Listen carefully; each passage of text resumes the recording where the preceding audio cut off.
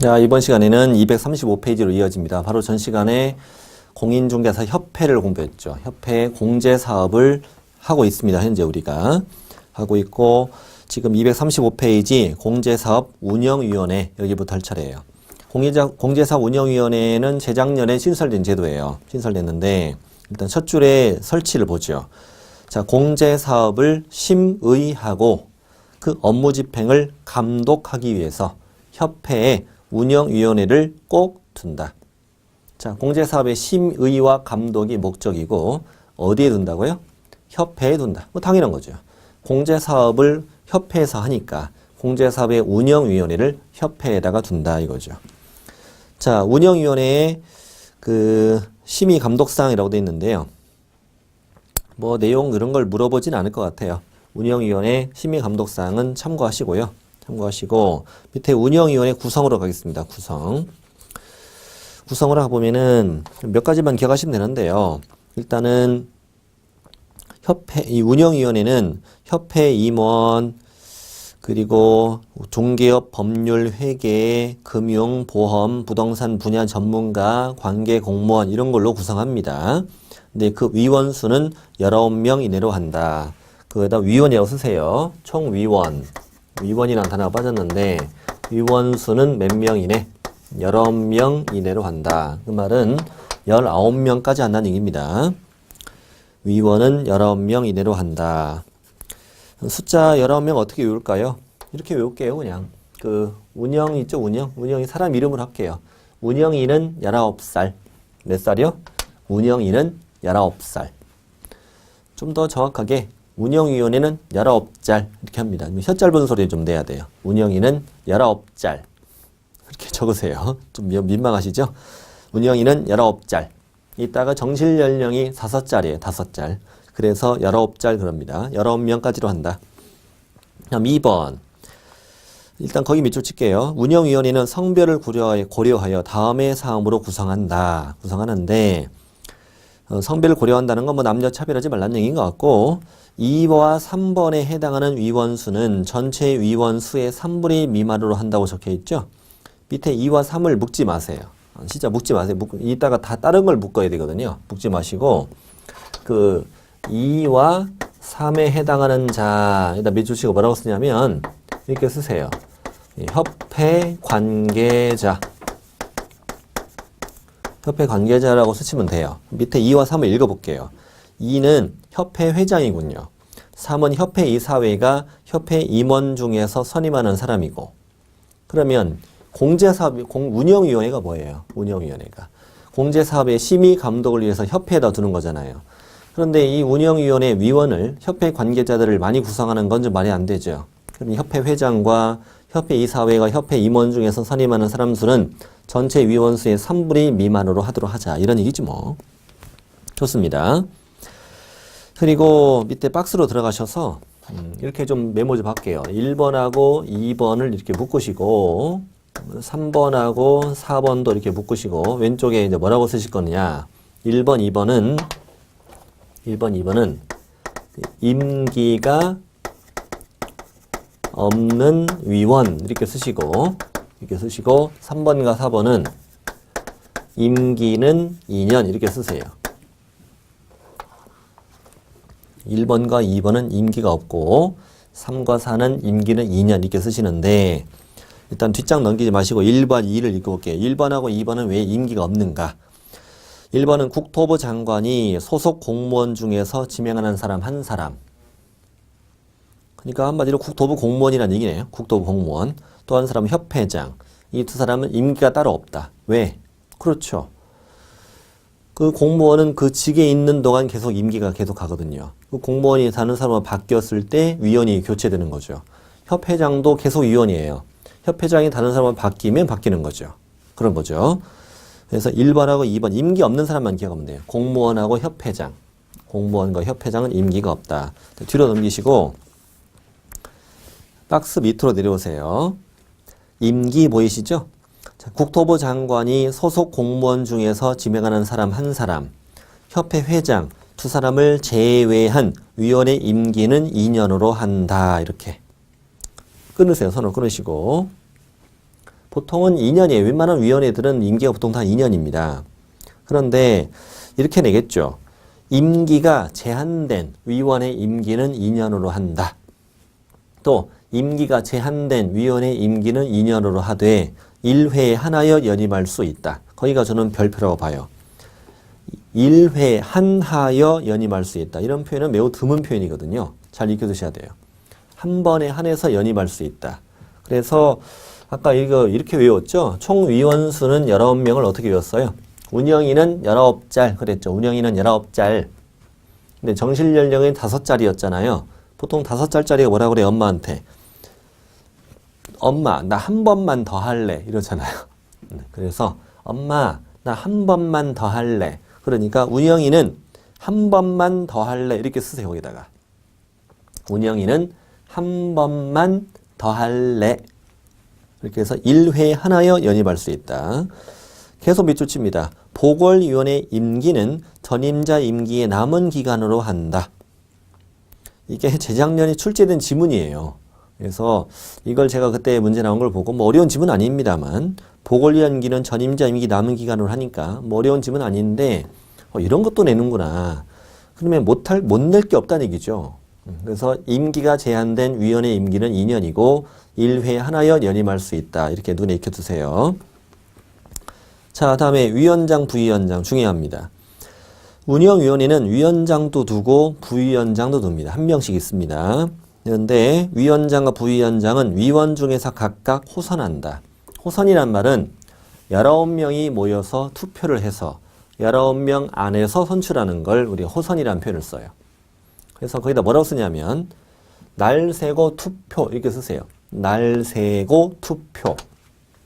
그냥 외우는 방법이에요. 날 세고 투표. 왜 날 세고 투표하냐면 19명이 전 7시에 모여서 이제 투표를 시작했는데 뚜껑을 열어보니까 전원 다 자기 이름 써낸 거예요. 다 한 표씩 있잖아. 그럼 또 다시 해야죠. 다시 또 전원 다 자기 이름 써낸 거예요.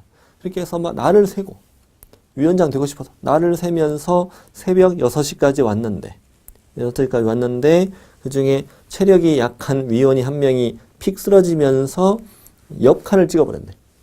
옆칸을 찍어가지고 두 표를 얻어서 위원장이 된 거예요. 이렇게 해서 날 세고 투표해서 위원장을 뽑았어요. 뽑았는데 부위원장을 뽑잖아요. 이제 부위원장 뽑을 때는 한 번에 뽑았죠.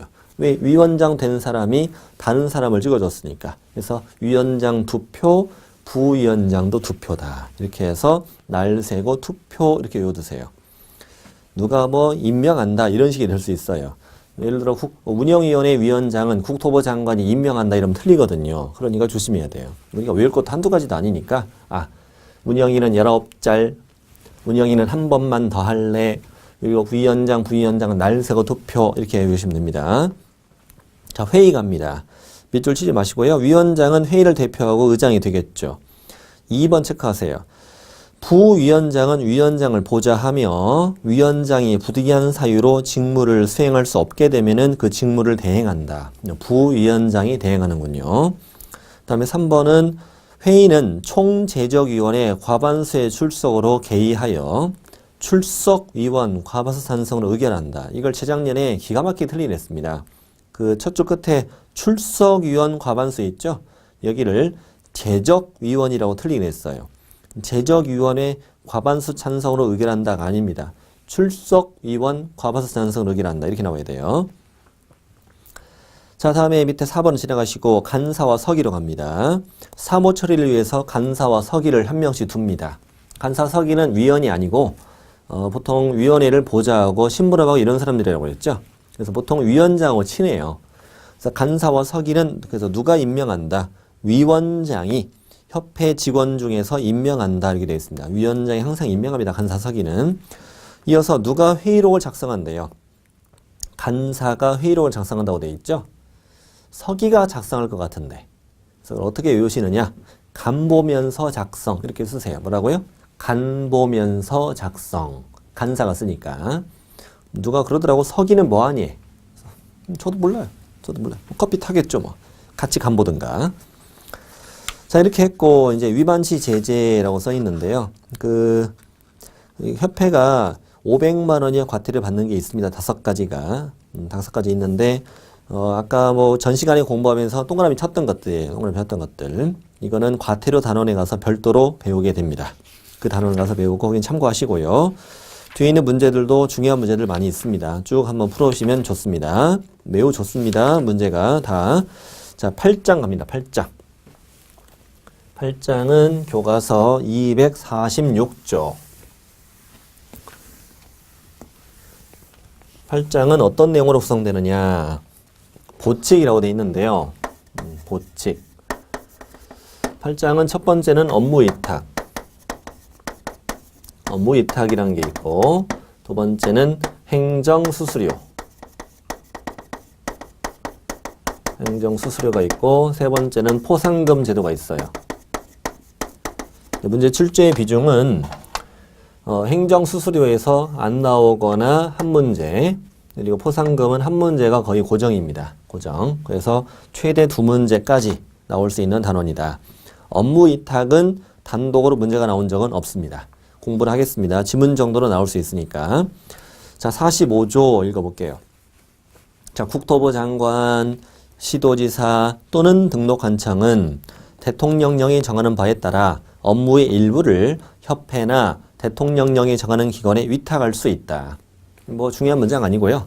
이 문장은 뭐 국토부 장관이 맡은 일, 또 시도지사가 맡은 일, 또 등록관청이 맡은 일 중에서 뭐 힘들고 뭐 버겁고 뭐 괴롭고 뭐 외롭고 뭐 이런 일 있을 수 있잖아요. 이런 일이 있으면은 위탁할 수 있다 이런 뜻이에요. 근데 위탁의 내용은 대통령령에다가 정한다잖아요. 그래서 대통령령에 가보면 실제 이제 어떤 업무를 누가 어디 위탁하느냐가 정해져 있어요. 정해져 있습니다. 그래서 이제 두 가지가 있는데 큰 1번, 오른쪽 페이지 큰 2번 두 가지가 있어요. 첫 번째는 교육의 업무를 위탁할 수 있다. 이 교육은 세 가지가 있잖아요. 실무교육과 직무교육과 연수교육 세 가지 교육을 위탁할 수 있고, 두 번째는 공인중개사 시험 있죠.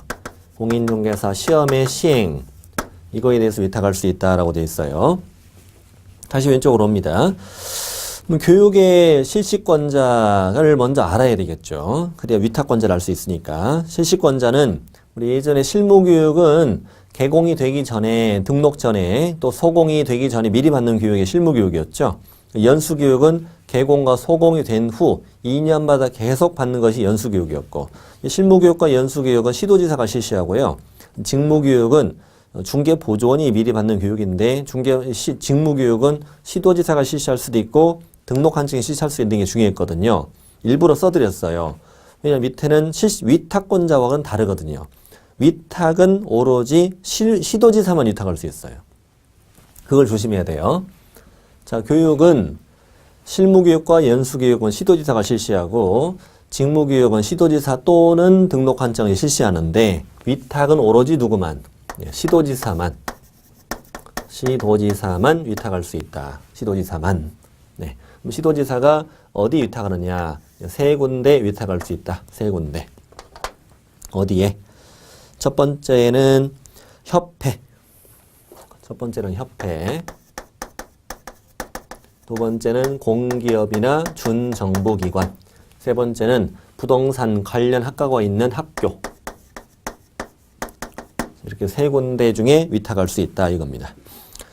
자, 오른쪽에 양거는 2번은 뭐냐면 그 교육기관이 있죠. 이 교육의 업무를 위탁받고 싶은 기관은 다음의 인력과 시설기를 갖추어야 돼요. 다음의 요건을 갖춰야 되는데 일단 교육 과목별로 다음에 해당되는 사람들을 강사로 확보라고 되어 있잖아요. 강사 확보. 시험에 한 번도 아직 안 나왔었는데 별게 다 있죠. 첫 번째는 그 박사의 동그라미 치세요. 박사. 박사는 위대한 박사입니다. 뭐라고요?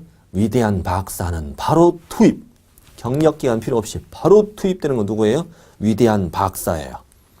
두 번째는 전임 강사 2년 체크하고요. 전임 강사 2년. 전임 강사 교수죠.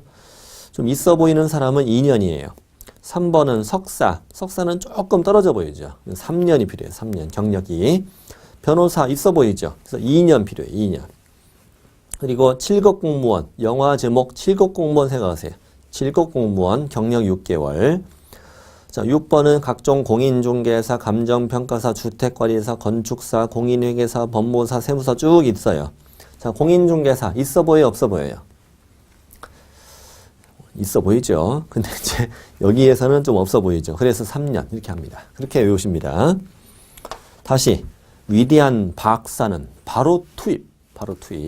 전임 강사, 변호사 있어 보이면 몇 년? 2년. 석사 조금 없어 보인다? 3년. 공인중개사 좀 없어 보인다? 3년. 이렇게 표현하면 됩니다. 영화는 7급 공무원 6개월이고요. 그 다음에 강의실도 확보를 해야 돼. 강의실은 면적이 50제곱미터 이상. 1개 이상 확보해라. 1개 이상이면 1개면 되죠. 네, 좋습니다. 면적 50제곱미터 이런 거 낼 수 있습니다. 강의실입니다. 교육의 업무를 위탁받고 싶은 기관이 갖출 강의실 요건이에요. 강의실 요건.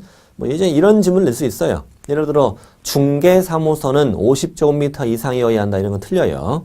틀립니다. 자, 교육의 업무 위탁을 받습니다. 교육은 시도지사가 위탁한다. 그리고 세 군데. 자, 시험시행은 자, 시험시행 기관장, 원칙은 시도지사, 예외는 국장이죠. 시험시행 기관장은 공인중개사 자격시험 업무를 위탁할 수 있다. 첫 번째는 어디? 협회. 두 번째는 어디? 공기업이나 준정보기관. 여기 위탁할 수 있다. 그럼 위아래에 이제 비교해보면요. 협회하고 공기업, 준정보기관은 양쪽에 다 들어있죠? 다 들어있어요. 그런데 부동산 관련 학과가 있는 학교는 뭐만 위탁받을 수 있다? 교육만 위탁받을 수 있고 시험 시행은 위탁을 받을 수가 없어요. 보통 그 학교 중에 부동산 관련 학과가 있는 학교는 현재 실무교육을 직무교육, 연수교육 위탁받아서 하고 있는 데가 대부분이에요. 대부분 하고 있고요. 그리고 이 자격시험은 그들이 대학 같은 데에서 위탁을 받아서 하긴 어렵죠. 그 부동산 관련 학과가 있는 학교들이 전국에 다 있는 것도 아니고 그들이 하나의 어떤 조직도 아니잖아요. 아니기 때문에 전국의 지부지회가 다 있는 협회나 전국의 지사가 있는 공기업이나 준정부기관이 가능하죠. 현재는 산림인력관리공단에서 위탁을 받고 있잖아요. 자, 이렇게 교육은 몇 군데? 세 군데, 시험은 두 군데. 시험은 2차까지 있으니까 두 군데. 이렇게 하실게요. 시험은 2차까지 있으니까 두 군데. 자, 밑에 3번은 참고하세요. 시도지사나 시험시행기관장은 이제 시험의 업무를 위탁했다. 또 교육의 업무를 위탁했다. 그러면 위탁받은 기관의 명칭, 대표자, 소재지, 위탁업 내용 등을 관보에 고시하라. 이런 내용이에요. 관보에 고시하라. 자, 참고로 하시면 됩니다. 다음 페이지. 문제는 참고로 풀어보시고. 자, 다음에 밑에 이제 행정수수료 들어있는데, 행정수수료는 그나마 자주 좀 나오는 편이에요. 자주 문제가 나오는 편인데, 일단은 그 지방자치단체 조례로 정하는 수수료, 이게 가장 출제가 잘 되고 있습니다. 거기 제목 1차 체크하세요. 지방자치단체 조례로 정하는 수수료. 지자체 조례로 정하는 수수료. 자, 박스 안에 6개 들어있죠? 들어있는데, 그 1, 2, 3, 4, 5, 6 두 개씩 묶으셔도 돼요. 묶으셔도 되고 1, 2, 3, 4, 5, 6. 자, 1과 2는 주로 이제 자격증 관련된 거고요. 3, 4는 등록증 관련된 거고 5, 6은 분사무소 관련된 거예요. 자, 1번. 자격시험에 응시하는 자. 공인중개사 자격시험에 응시하는 자. 응시수수료라는 얘기죠.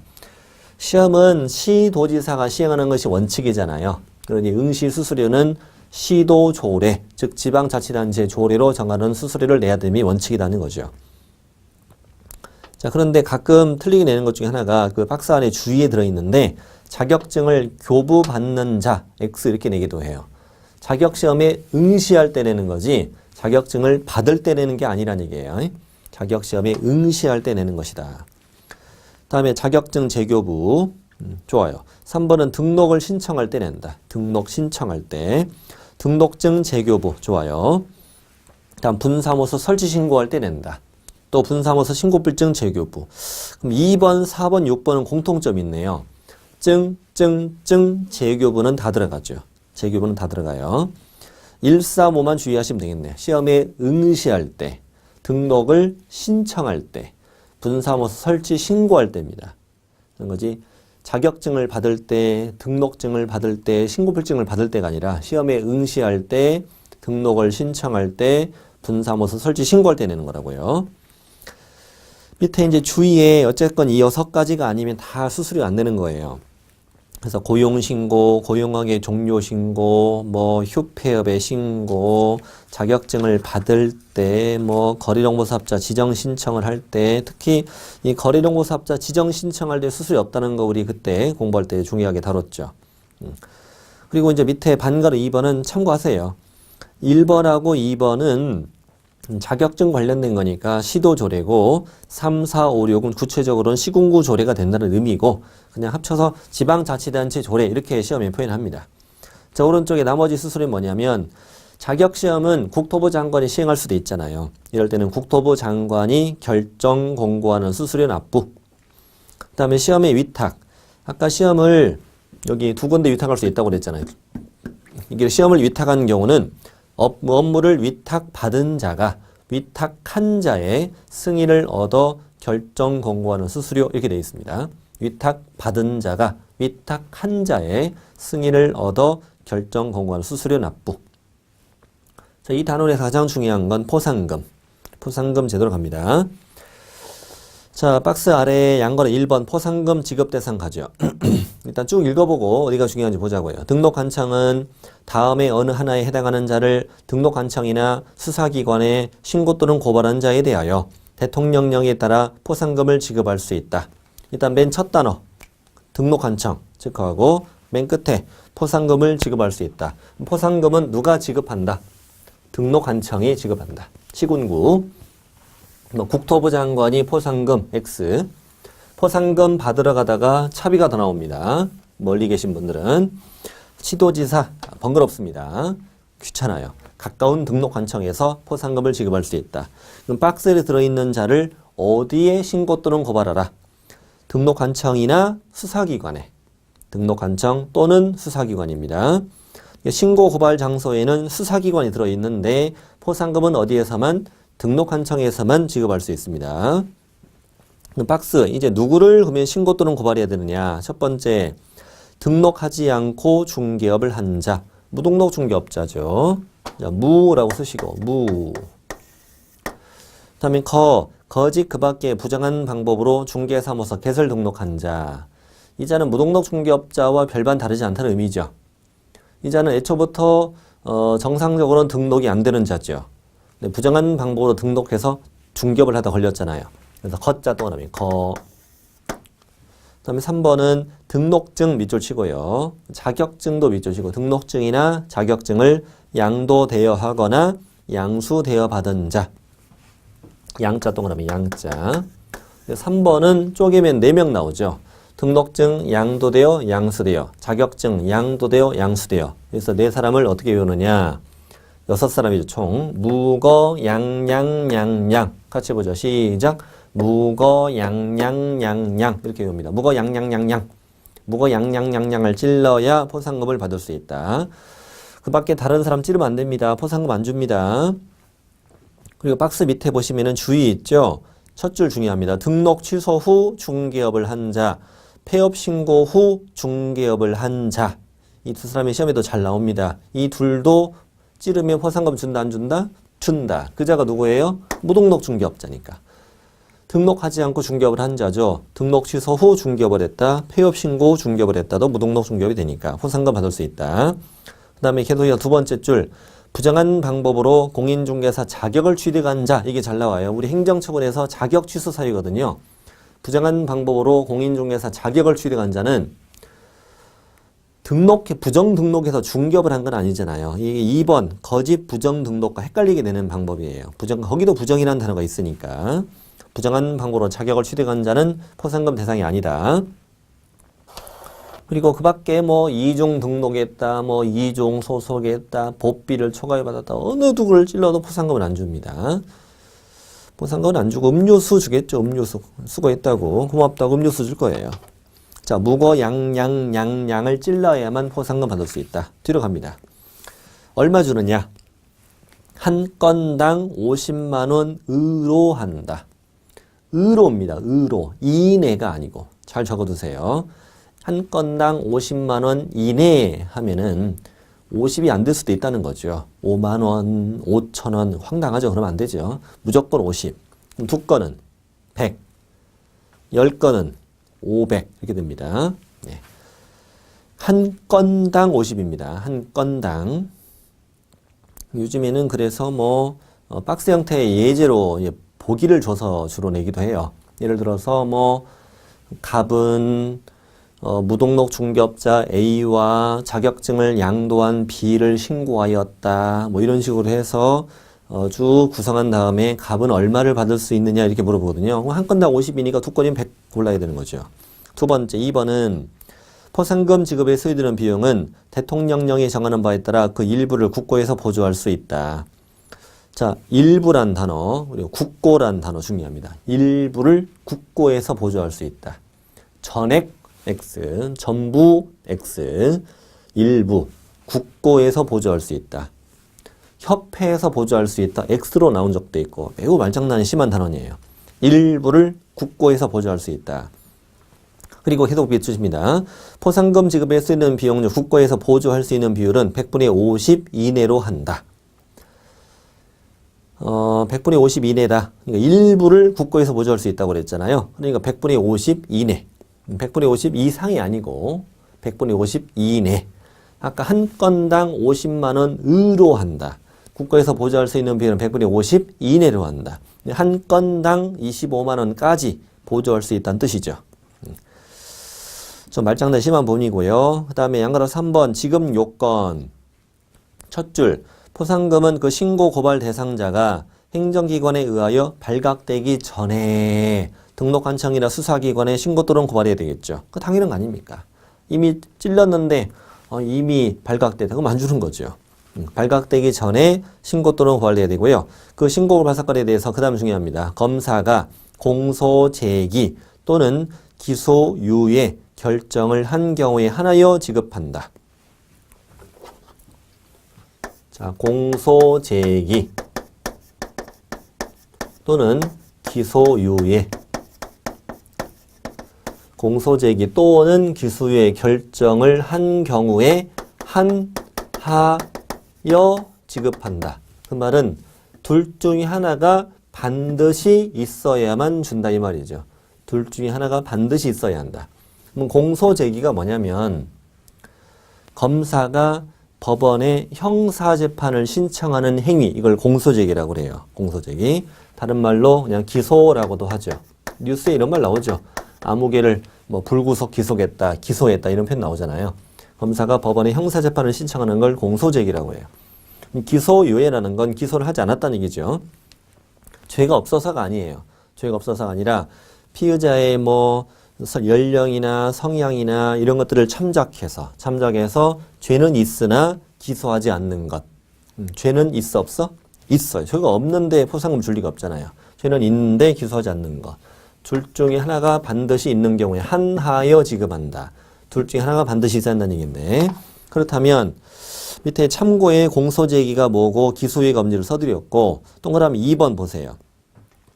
공소제기나 기소유예 처분을 해야만 지급하므로 무혐의 처분을 하거나 기소 중지 처분한 경우는 지급하지 않는다. 무혐의 처분하는 건 말 그대로 너는 잘못이 없다는 거죠. 보니까 무혐의 처분이면 뭐 완전 무죄나 마찬가지니까 여기는 재판도 하지 않은 거죠. 재판하지 않고 무혐의 처분 집에 가라 이거고, 기소 중지는 피의자가 의심은 가는데 잠적해버렸어. 잠적해서 잡힐 때까지 기소를 중단하는 걸 기소 중지라고 해요. 기소 중지는 당연히 지급 안 하죠. 규정이 없으니까. 기소 중지는 포상금 중지 그래도 돼요. 기소 중지는 포상금 중지. 3번 조심해야 돼요. 일단 검사가 공소 제기를 했어요. 공소 제기하면 법원에서 형사재판을 할 거 아니에요. 형사재판 했는데 무죄 판결 받았다 이렇게 사람을 또 꼬셔요. 그래도 포상금을 지급한다. 왜? 뭐만 들어가면 되니까. 공소 제기가 들어가기만 하면 돼요. 그 재판 결과는 따지지 않아. 유죄, 무죄 이걸 따지지 않는다고요. 둘 중에 하나가 있으면 지급한다. 그래서 요즘에 문제가 이렇게 나온다고 그랬잖아요. 예를 들어서 갑이라는 사람은 무등록 중개업하는 A를 또 등록증을 양수한 B를 등록관청에 신고하였다. 그런데 A는 공소제기, B는 무혐의를 받았다. 얼마 받을 수 있느냐? 갑은 50 이렇게 받아서 이런 식으로 쭉 구성을 해요. 또 을은 누구누구를 신고했다. 그런데 누구는 뭐 무혐의 처분이다. 또 누구는 기소유예다. 뭐 얼마 주냐 이렇게 물어보기도 하고 그래요. 또 누구를 신고했는데 C를 신고했는데 C는 공터제기 받았으나 무죄 판결 받았다. 그래도 포상금 준다고 해야 돼요. 이렇게 준다고 해야 되고. 왜 그런 식으로 문제가 많이 나오니까 조심해야 돼요. 자, 지급 절차 갑니다. 지급 요건 쪽이 중요했고요. 지급 절차. 포상금을 받고 싶으면 포상금 지급 신청서라는 걸 당연히 어디에 내야 됩니다. 등록관청에 내야 됩니다. 포상금 지급 신청서를 등록관청에 제출하라. 수사기관에 내면 틀립니다. 등록관청에 내야 되죠. 포상금을 주는 데다 갖다 내야 되죠. 자, 그러면 포상금 지급 신청서에다가는 뭐를 첨부해야 되느냐 이건데, 자, 포상금 지급 신청서는 등록관청에 되잖아요. 근데 아까 신고나 고발은 수사기관에 해도 되지 않습니까? 만약에 수사기관에 고발한 사람이면 수사기관 고발 확인서를 첨부해야 된다는 거고, 두 번째는 괄호 안에 2명 이상이 함께 신고 또는 고발했어. 둘이 같이 왔다고요. 신고하러. 이럴 경우에 배분액 합의가 성립됐습니다. 이럴 경우에는 합의 각서를 첨부하게 됩니다. 둘이 같이 올 때는 별말 없으면 똑같이 나눠준다고 돼 있고 있다가 별도로 합의했으면 합의된 데라부터 지급한다고 돼 있거든요. 합의 각서를 첨부하게 돼 있다. 일단 포상금 지급 신청서를 제출했고요. 밑에 지급 절차 갑니다. 그럼 포상금 지급 신청서를 제출받은 등록관청은 그 사건에 관한 수사기관의 처분 내용을 조회하겠죠. 그런 다음에 포상금의 지급을 결정하겠죠. 그리고 그 결정일부터 1월 이내 포상금을 지급하여야 한다. 여기서 중요한 거는 이에 써드렸는데 밑에다가 포상금의 지급 결정은 누가 한다? 등록관청이 합니다. 그러니까 포상금 지급 신청서라는 걸 등록관청이 냈죠. 등록관청은 검사가 공소제기나 규소유를 했는가를 조회하고 조회가 되면 지급을 결정하고 그 지급을 결정한 날부터 1월 이내 지급한다. 그러니까 포상금의 지급 결정은 누가 한다? 지급 결정은 등록관청이 한다. 지급 결정을 수사기관이 한다. X. 그리고 지급 결정일부터 1월 이내 지급한다. 이렇게 외워도 됩니다. 결정 1 결정 1이니까 숫자 1 결정 1 자, 지급 방법 갑니다. 하나의 사건에 대하여 2인 이상이 공동으로 신고 또는 고발했다. 그러면 50만 원의 포상금을 균등의 배분 지급한다. 네. 손자각이 무서우니까 둘이 손자각 같이 갔다 이거죠. 균등 배분 지급해요. 다만 걔도 이어서 포상금을 지급받을 자가 배분 방법을 미리 합의하여 포상금 지급을 신청하면 합의된 방법에 따라 지급한다. 한쪽으로 몰빵하자 이거죠. 우리 뭐 가위바위보에서 이긴 사람이 49 갖기로 하자. 49대 1 이렇게 신청하면 그렇게 준다는 얘기죠. 좋아요. 어려운 말 아닙니다. 자, 다음에 2번을 틀리게 많이 냈었는데 등록관청은 하나의 사건에 대하여 2건 이상의 신고 또는 고발이 접수됐다.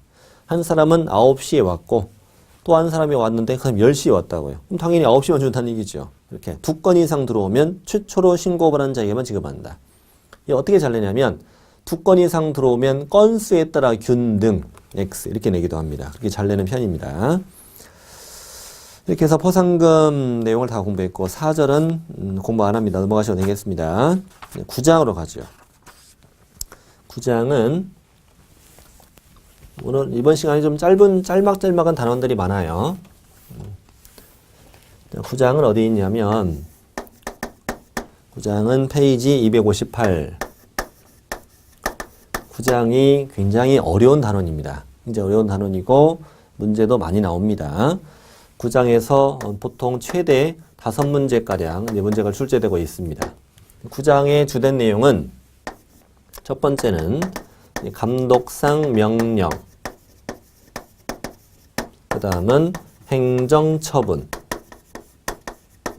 그리고 이제 벌칙. 벌칙은 행정형벌, 징역이나 벌금형, 그리고 과태료, 이걸 우리가 벌칙이라고 하거든요.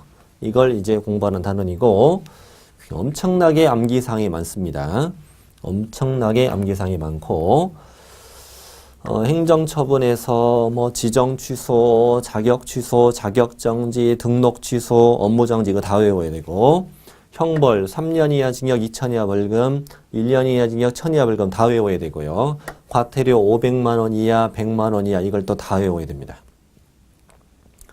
이 부분은 이제 다음 시간부터 계속 이어집니다. 다음 시간부터 한 3시간가량 진행이 될 것이고 그리고 감독상 명령까지 이번 시간에 하고 마칩니다. 감독상 명령은 우리 바로 전 시간에 협회를 공부할 때 협회와 지부와 지회에 대한 감독을 공부한 적이 있죠. 이때 협회, 지부, 지회는 오로지 국장만이 감독을 한다 이렇게 공부한 적이 있었어요. 국장만이 감독을 한다. 근데 지금부터는 이제 개업공인중개사, 거래정보사업자, 무등록 중개업자에 대한 감독상 명령이라는 걸 공부하는 단원이에요. 자, 먼저 법에 37조 있는데 거기는 참고로 읽어보시고 밑에 내용을 공부하고 한번 읽어보시면 도움이 될 거예요. 밑에 감독상 명령의 감독권자가 할게요. 감독권자. 자, 감독상 필요한 명령을 할 수 있는 감독권자는 국토부 장관, 시도지사 및 등록관청이며 분사무소 소재지, 시장군수구청장도 포함된다. 이렇게 되어 있어요. 동그라미 2번 읽어보죠. 개업공인중개사에 대해서 등록관청만이 감독권을 갖는 것이 아니라 국토부 장관, 시도지사 및 등록관청이 모두 감독권을 갖는다. 이게 중요합니다. 국장, 시도지사 및 등록관청이 개공에 대해서 모두 감독권을 갖는다. 우리 개업공인중개사는 말썽꾸러기잖아요. 우리 집의 막둥이처럼 말썽꾸러기니까 온 식구가 다 감독한다 이렇게 생각하세요. 엄마, 아빠, 언니, 오빠가 다 감독합니다. 구장에 대해서는. 아니 개공에 대해서는요. 그래서 개공에 대한 감독은 등록관청만이 한다 이러면 틀립니다. 그리고 개공에 대한 감독은 국장, 시도지사 및 등록관청이 모두 다 감독권을 갖는다. 그러나 계속 이어지는 문장 보시면 개공에 대한 등록 취소와 업무 정지는 등록관청만이 권한을 갖는다고 행정처분에서 배운다고요. 등록 취소하고 업무 정지, 때리는 건 등록관청만 때린다고요. 감독은 온 식구가 다 하고 때릴 때는 엄마만 대표로 이렇게. 감독은 온 식구가 때릴 때는 엄마만. 자, 근데 3번 보니까 분사무소에 대해서는 분사무소 소재지 권할 시장군수구청장도 감독권을 갖는다고 되어 있잖아요. 이게 중요한 거예요, 사실은. 예를 들어보면 서울 강남구에 법인의 주된 사무소가 있어요. 그럼 강남구가 등록관청이죠. 근데 분사무소를 어디에 두었냐면 강원도 강릉시에다 둔 거예요. 근데 이 분사무소의 설치 신고는 강남구에 하지 않습니까? 그러나 이 분사무소에 대한 감독은 강남구청장도 감독권이 있지만 그 강릉시도 감독권을 갖도록 하자 이런 취지죠. 그렇죠. 여기서 그 가는 게 너무 머니까 그쪽에서도 감독권을 갖도록 하자 이런 취지예요. 그러면 분사무소에 대해서는 국장 또 시도지사 그리고 등록관청은 물론이고 누구까지 분사무소 소지 권할 시군구청장까지 모두 다 감독권을 갖는다 이런 의미죠. 그런데 나중에 배웁니다만 분사무소에 대해서 업무정지 처분한다면 주된 사무소 관할 등록관청만이 권한을 갖습니다. 또 근데 오른쪽에도 주의를 써드렸는데 우리 협회에서 배웠던 것처럼 협회 지부 지회는 감독은 오로지 국장만이 감독권을 가졌죠. 네. 왼쪽은 주로 이제 우리가 개업 공인중개사에 대한 감독을 배운 거고요. 실제 감독 대상자는 개공도 있고 거래정보사업자도 있고 등록하지 않고 중개업을 하는 자도 있는데 그 거래정보사업자는 별로 중요하지 않고요. 일단 왼쪽에 그 개공에 대한 내용 동그라미 1번, 2번, 3번을 눈에 잘 익혀두셔야 돼요. 그리고 등록하지 않고 중개업을 하는 자는 이따가 또 나올 거예요. 나올 거 그때 보시고 양가로 3번은 뭐냐면 감독의 명령 사유라고 해서 감독의 목적이에요. 이 두 가지 목적을 위해서 감독한다는 얘기예요. 그 말은 이 두 가지 목적이 아닌 경우에는 개공을 찾아가서 괴롭히면 안 된다는 뜻입니다. 괜히 뭐 점심때 가서 허기져 이럴까봐 또 저녁에 갈증나 이럴까봐 그런 거예요. 실제로 그래서 농담이고요. 이렇게 허기지고 목탈 때는 가면 안 된다는 거예요. 이 두 가지 목적을 위해서만 감독한다는 얘기고 참고하시면 돼요. 양거라 4번은 중요해요. 최근에 심사된 조문입니다. 국토부 장관, 시도지사 및 등록관청은 불법 중개 행위에 대한 단속을 함에 있어서 필요할 때는 공인중개사 협회와 관계기관의 협조를 요청할 수 있다. 이때 협회는 특별한 사정이 없는 한 이에 따라야 한다. 한마디로 협회에 대해서 우리 뿌락지를 신겠다는 얘기죠. 협회 관계자랑 뭐 술 먹고 밥 먹고 이러다가 헛소리하면 잡혀갈 수도 있다는 얘기네요. 협회 협조를 정할 수 있다. 자, 내용 가죠. 1번. 개공이나 거래농부 사업자에게 업무 보고해봐, 제출해봐, 명령할 수 있다. 참고하시면 되고요. 2번을 체크하세요. 공무원으로 하여금 중개사무소랑 등록하지 않고 중개업을 하는 자의 사무소를 포함한다. 이 두 군데에 출입하게 한 다음 장부 서류 등을 조사나 검사하게 할 수도 있다.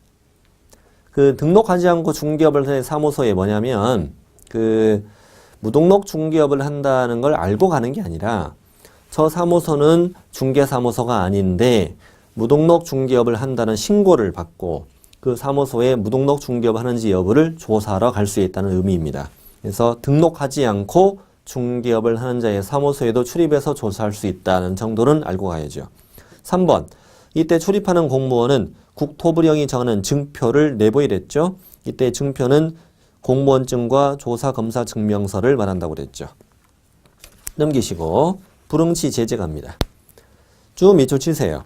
업무 보고, 자료 제출, 조사 또는 검사를 거부방해 기피하거나 그 밖의 명령을 이행하지 않거나 거짓으로 보고 또는 자료 제출을 했다. 뭐 긴데 한마디로 말하면은 뭐 개겼다는 뜻이죠. 개겼다. 개기면 밑에 개공에게는 업무정지, 거래농부 사업자에게는 500만 원의 과태료 처한다고 돼 있잖아요. 그럼 좀 생각 좀 해보죠. 이건 좀 알아야 되니까. 왜 개길까요? 왜? 그렇죠. 뭐 찔리는 데가 있으니까 그런 거죠. 찔리는 데 있으니까.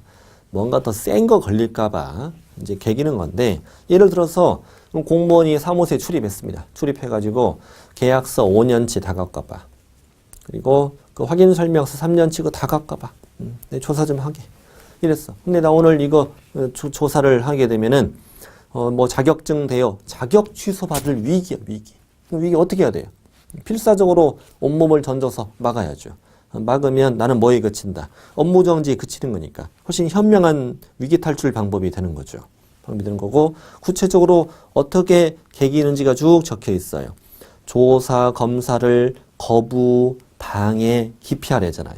계약서, 공무원이 계약서 갖고봐. 거부. 싫어요. 이렇게 하라고. 싫어요. 공무원이 이거 미쳤네. 내가 직접 찾을게. 또복도 찾아. 그 다음 어떻게 해? 방해.